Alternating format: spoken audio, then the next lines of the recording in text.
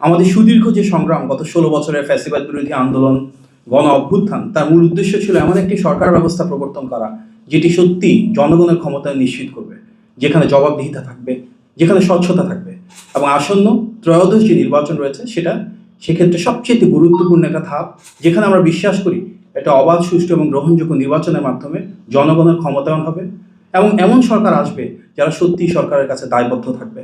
আমরা সবাই মিলে এমন একটি বাংলাদেশ গড়ে তুলব যেখানে মানবাধিকার থাকবে, বাক স্বাধীনতা থাকবে, আইনের অনুশাসন থাকবে। এই যে দীর্ঘ ফ্যাসিবাদের সময়ে কিন্তু বিভিন্ন শ্রেণী পেশার মানুষের মতন করে গণমাধ্যম কর্মীদের উপর বিভিন্নভাবে আঘাত নেমে এসেছে। আপনারা অনেক ক্ষেত্রে সত্যটা প্রকাশ করতে গিয়ে বাধাগ্রস্ত হয়েছেন। অনেক নিউজ পেপার আছেন, অনেক জার্নালিস্ট আছেন, অনেক এডিটর রয়েছেন, আপনাদের উপর হামলা, মামলা, ক্লোজার সব কিছু হয়েছে। আমরা বিশ্বাস করি গণতান্ত্রিক বাংলাদেশে যারা সংবাদকর্মী রয়েছেন, যারা গণমাধ্যমে রয়েছেন, আপনাদের প্রত্যেকের স্বাধীনতা এবং অধিকার ইনশাআল্লাহ ভবিষ্যৎ সরকার প্রতিষ্ঠা করবে। আমাদের আজকে যে নির্বাচন পরিচালনা কমিটি মিটিং হয়েছে, এখানে অনেক আমাদের নেতৃবৃন্দ রয়েছেন যারা অত্যন্ত গুরুত্বপূর্ণ সদস্য।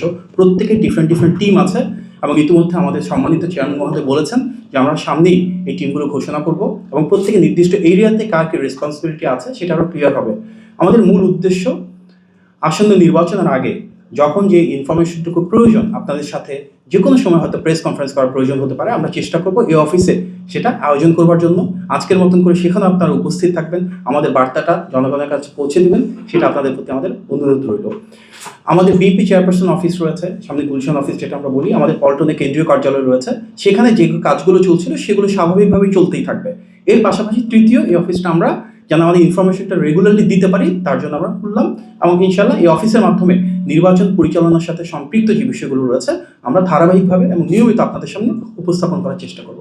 আপনার সবাইকে অনেক ধন্যবাদ। আমার সহকর্মী যারা রয়েছেন ওনাদের সবাইকে আন্তরিকভাবে ধন্যবাদ।